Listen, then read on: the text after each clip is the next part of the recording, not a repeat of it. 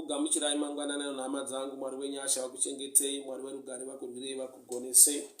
Our scripture reading this morning is coming from the book of 2 Kings chapter 8, and I'll read from verse 1. 2 Kings chapter 8 from verse 1. Now Elisha had said to the woman whose son he had restored to life, "Go away with your family and stay for a while wherever you can, because the Lord had decreed a famine in the land that will last 7 years. The woman proceeded to do as the man of God said. She and her family went away and stayed in the land of the Philistines 7 years. At the end of the 7 years, she came back from the land of the Philistines and went to the king to beg for a house and the land.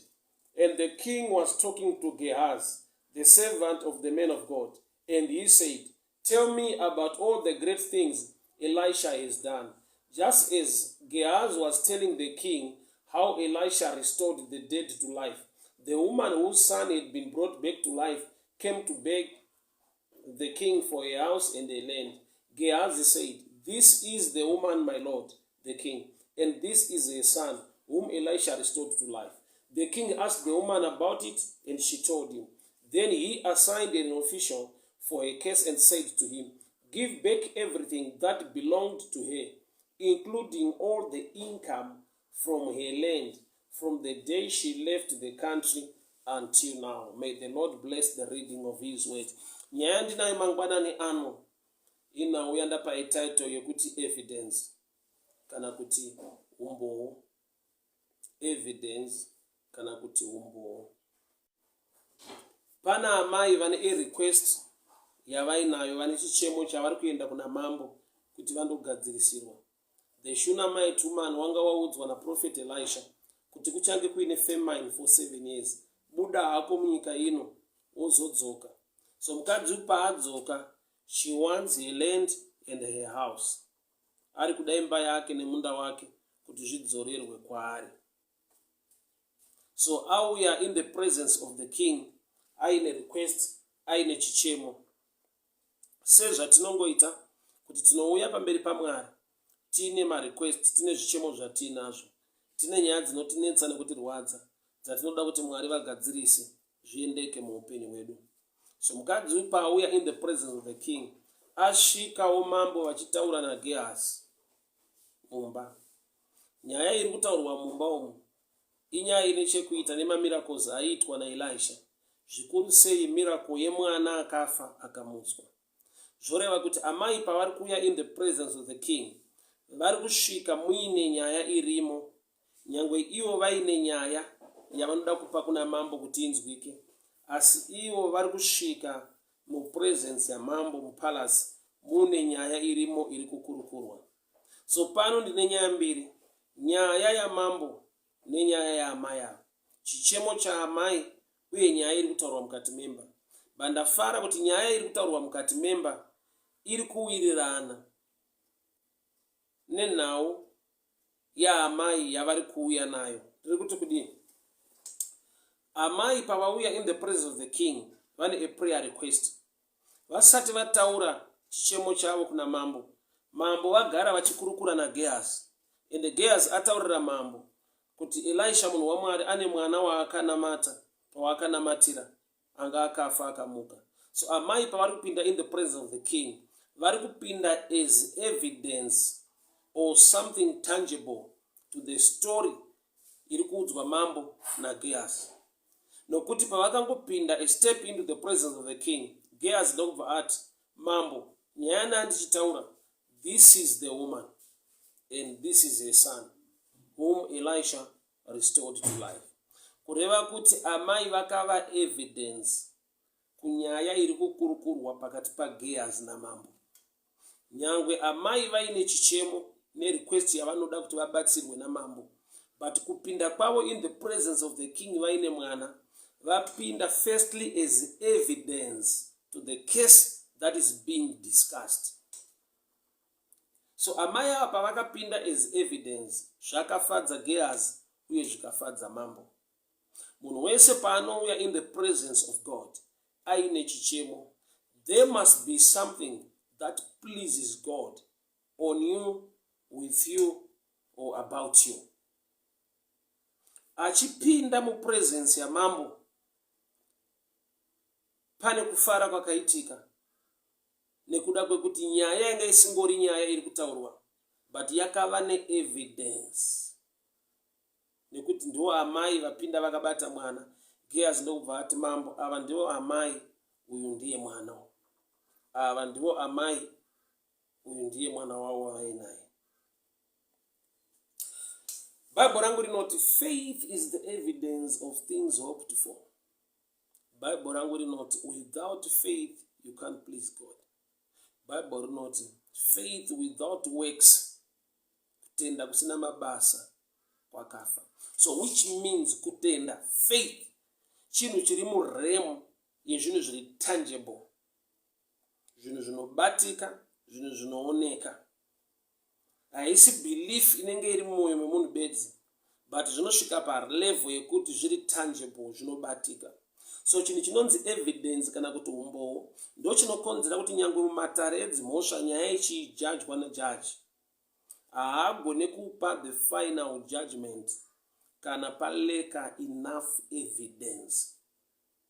Matare edzimhosva epanyika vanopa judgment kana pane enough evidence.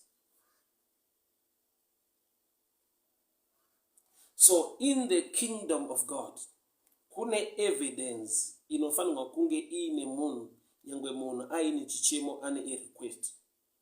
Evidence number 1, kufamba nemwanakomana. Amai ava, she's just a shadow picture of the church. Mwanakomana is also a shadow picture of Jesus or of Christ. Sei mwana ndamufananidza naJesu, mwana uyu akafa akamuka, akanamatirwa naElisha akamuka. So paari pane picture ye restoration or resurrection. Amai sei vachifanana nechechi, mukadzi waJesu ichechi, Jesu ndiye chikomba, is the husband. Church sei ari mukadzi waJesu, the first Adam, kuti ave nemukadzi Mwari vakamuvhura rutivi, vakatora mbabvu yake vakamupa mukadzi. The second Adam or the last Adam anova Jesu ari pamuchinjikwa, akabayiwa parutivi, ropa nemvura zvikaerera. Yet zvoreva kuti mukadzi akabva parutivi rwaJesu akaberekwa nemvura uye neropa, that is baptism and salvation yeropa raKristu.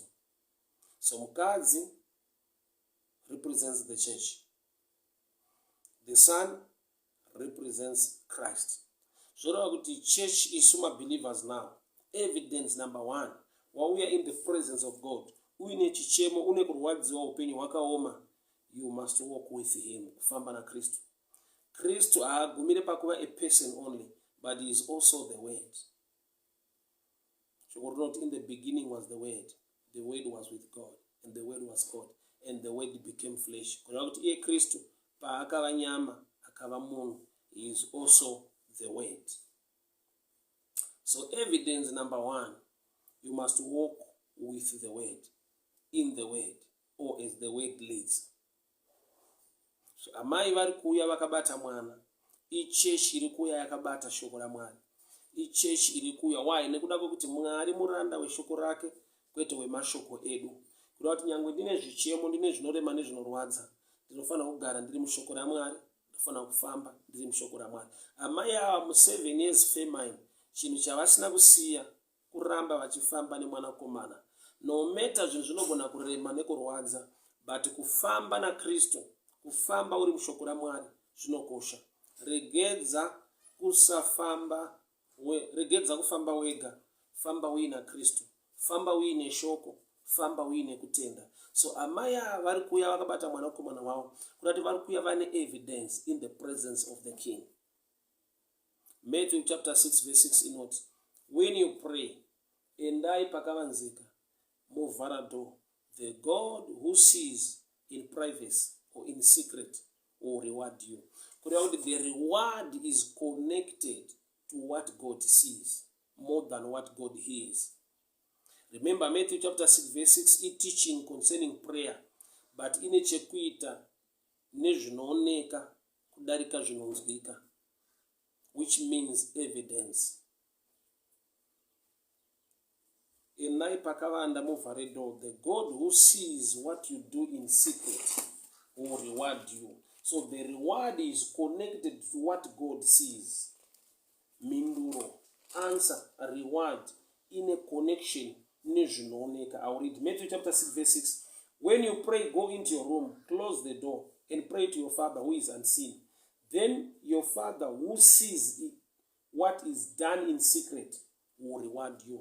Which means the lifestyle I live, Randinoita, is also part of evidence. Inonomira neni, pandinonofugama ndichipa a request to God. For example, if I am a good person in the society, my hand is a helping hand into the community, my family. When I come before God, asking maybe for financial breakthrough or for a certain favor, God sees my heart, or He sees what I always do with my hands. I am a blessing to my community, a blessing to the family. Automatically, ndine evidence. Nyangu isati yapindurwa. Ndine evidence. Evidence yalitoa rudo rwandinaro. Nikuti Mwari vakaona kuti ndikabata chini muruoko rwangu. The society airare nenzara. Ndikabata chini muruoko rwangu. Ndirira dzenda kuchikoro. Ndikabata chini muruoko rwangu. It's a blessing to the community. That evidence yekusava selfish inofadza Mwari. Nyangwe ndisati ndapa chichemo, but what I always do is evidence. Yekuti Mwari mukandiitira, I will go back and do this or more. So amai vauya vakabata mwanakomana wavo anga akambofa kana matirwa naElisha akamuka. But sanonge chazikanwa naamai amazuva akafirwa nemwana uye paakanamatira mwana akamuka kuna Elisha. Havana kuziva kuti nyaya iyi yakutoshandiswa is title deeds pavachada kurestorewa imba neland. So pane nguva yekuti we pass through my challenges tichinamata Mwari, and you begin to wonder kuti sei Mwari vatendera kuti ndite pass through this challenge or this problem. Yet nyaya, I always tell people kuti Mwari vanoziva ramangwana. Dambudziko redu sevanhu tinofunga ramangwana. We think about tomorrow, but God knows about tomorrow. So muna today, you can pass through a challenge. You know what good for me concerning zvandichazoda in the future. Mukadzi anonzi Ruth, the first kinsman redeemer, aifanirwa kumuroora, akaramba, akati I cannot endanger my estate. Then Boaz took over. That rejection, kurambwa ikoko, nyangwe kwaitova neevidence yekuti the kinsman redeemer aona kuti Ruth akambenga akaroorwa naMalon kuMoab for 10 years havana kuita mwana. But Boaz akati ukasamutora ndomutora. Ndi paakatorwa naBoaz ndokubva vabereka Obed.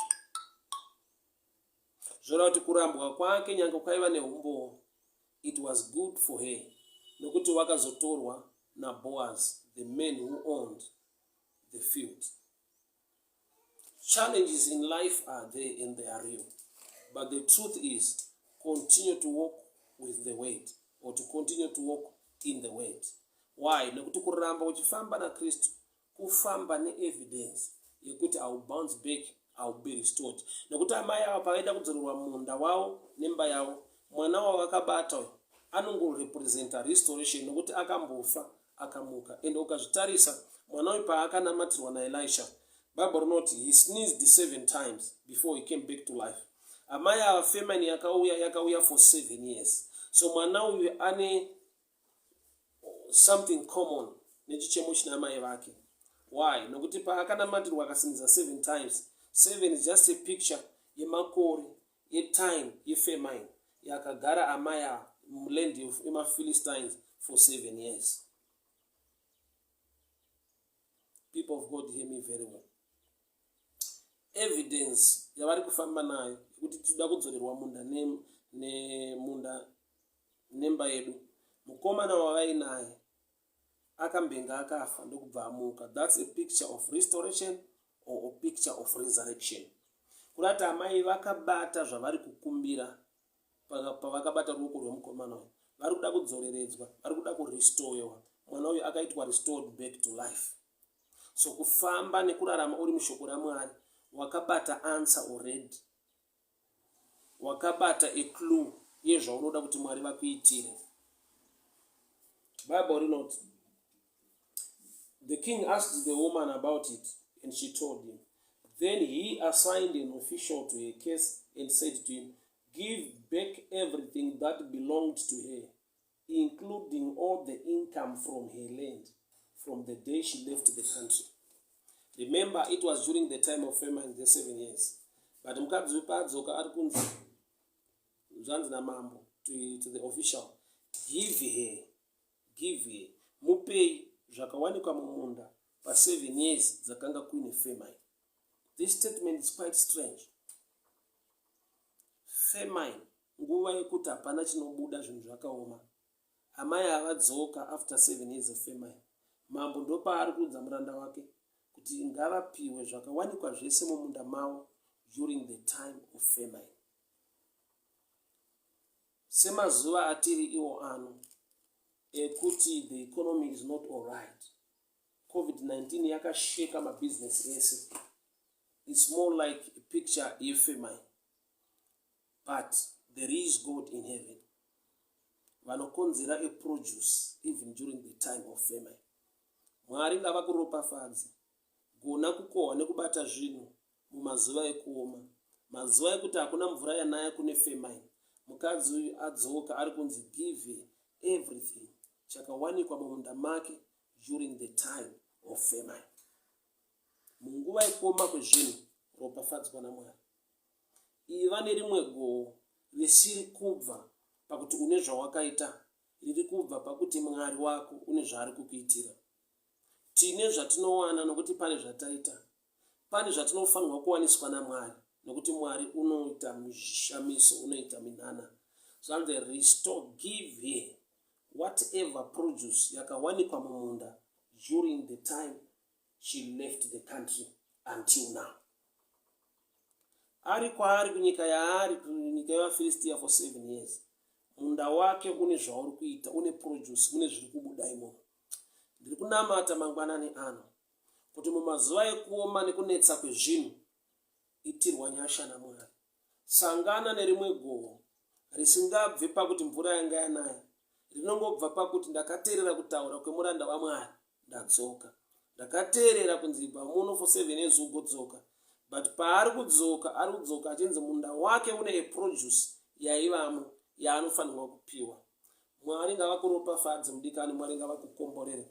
Mumazuva akaoma anorema akadai, your land must continue to bring out a produce.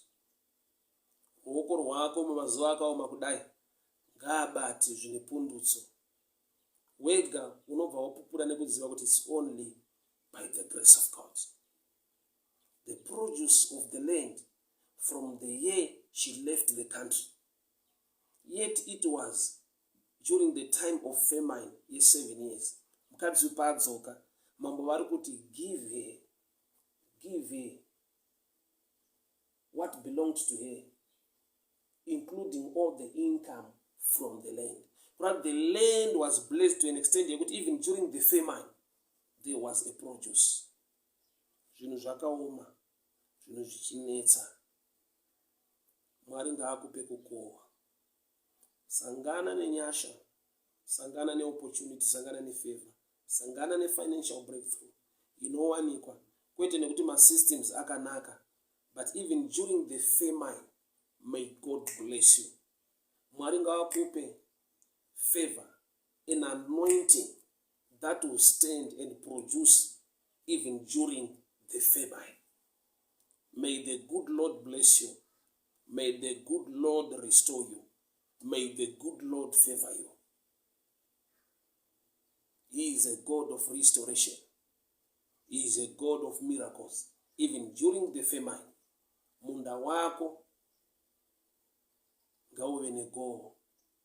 Kwete nekuti mvura yanaya, asi nekuda kwokuti Mwari vataura mukati meupenyu wako. Hama dzangu, Mwari werugare vakuitire nyasha.